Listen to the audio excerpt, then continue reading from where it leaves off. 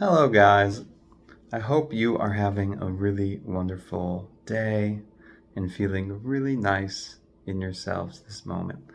I just wanted to speak to something, a little bit of um, a public service announcement of a sorts about overstimulating or overindulging in spiritual knowledge, in the reading and the learning of the ideas of other people and being too reliant upon the teachings of others.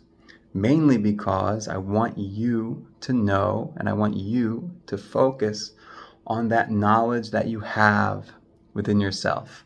There's a wonderful analogy in Buddhism and probably in yoga and Hinduism as well. There's a person pointing at the moon, and people are mistaking the finger for the moon. They're looking at the finger, they're reading the finger. What is the finger saying? How does the finger look? Oh, wow, look at how nice the finger is. But they're forgetting that it's pointing at the moon, and we need to be aware of the moon itself. And in this way, the moon is already within us, and the finger is pointing in ourselves.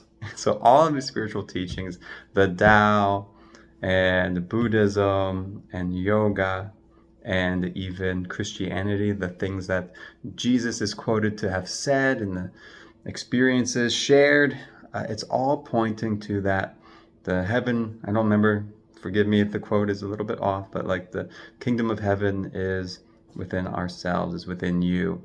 The same is true. Enlightenment is within you. Samadhi. Also in Buddhism, they talk about the Buddha nature is in all of us. And all that we're doing is unraveling the layers. We get we're coming to this place as like a pure soul, kind of maybe with some karmic imprints, ancestral imprints, past life imprints and things. But then on top of that, we come in here, we're born into a family that has its own stuff going on. We have parents that have their own things going on. We have a culture and a society with its own things going on. And then layer. Oh, geez, we're living from the top of this garbage pile of expectations, shoulds and coulds, outside pressures, external forces, conditioned beliefs. We have these layers and layers and layers and layers and layers of conditioned beliefs before we get even close to like the inner traumas, before we get into, the ancestral and karmic imprints that we're trying and learning how to be aware of and how to clear, how to heal, how to dissolve with awareness, presence, and love. In Buddhism, I really like, they talk about, the Dalai Lama talks about this concept of natural loving awareness.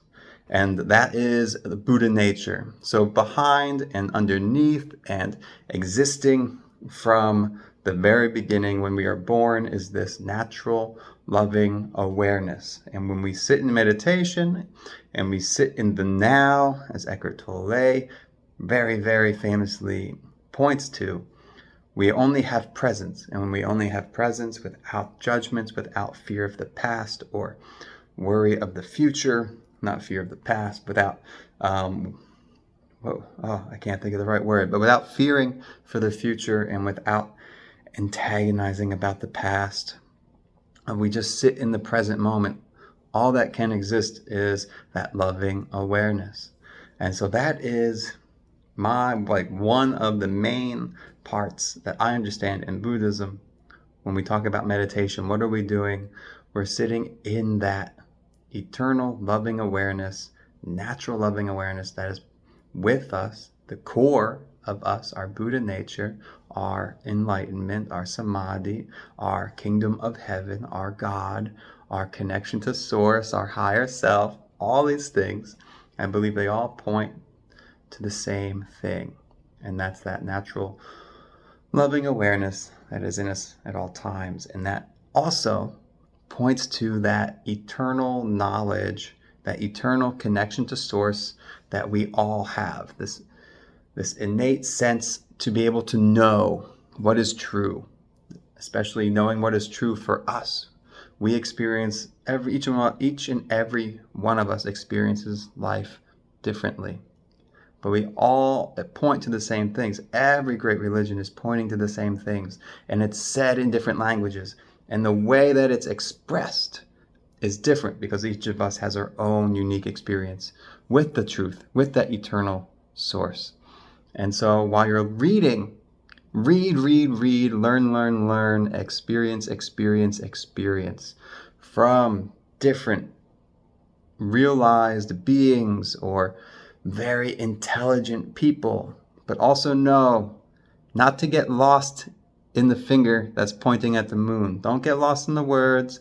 Don't get lost in the meanings, but kind of lose yourself in the experience, in your own practice. And in your own practice, in your own way of meditation, you will feel that truth within yourself from your own side. And the more you engage with that truth within yourself, the more all of these texts will make sense. I used to read these texts and it would confuse me, it would muddle me, it would like take me away from my own inner understanding. It would take me away from my ability to understand things from my own side and develop that inner connection to source. That we go from thinking to feeling into being. And in that being is that connection to knowing. And so the more I was reading, the more I felt like I was getting pulled away from that knowing. And so I took a couple of years where all I did was practice.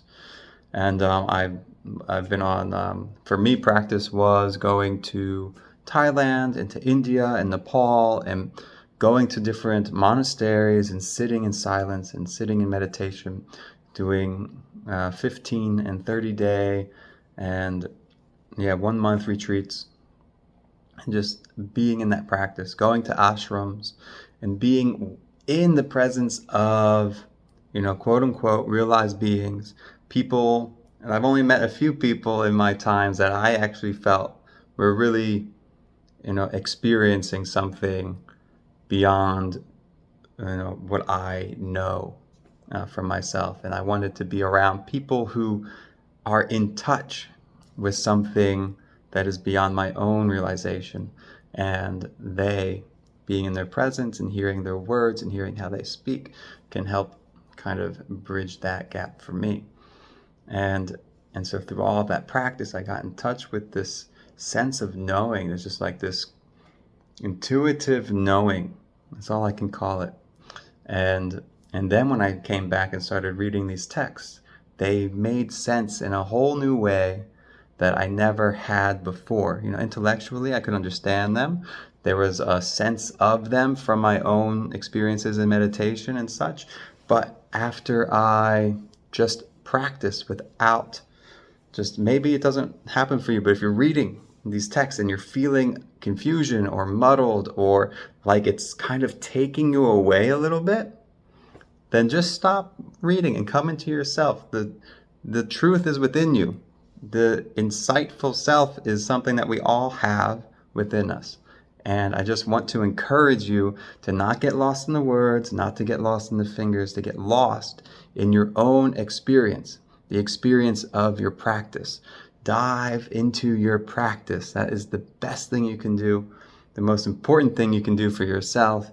And what's most important for yourself is what's most important for the world and for everyone around you. So get deeply lost in your practice, and I'll see you next time.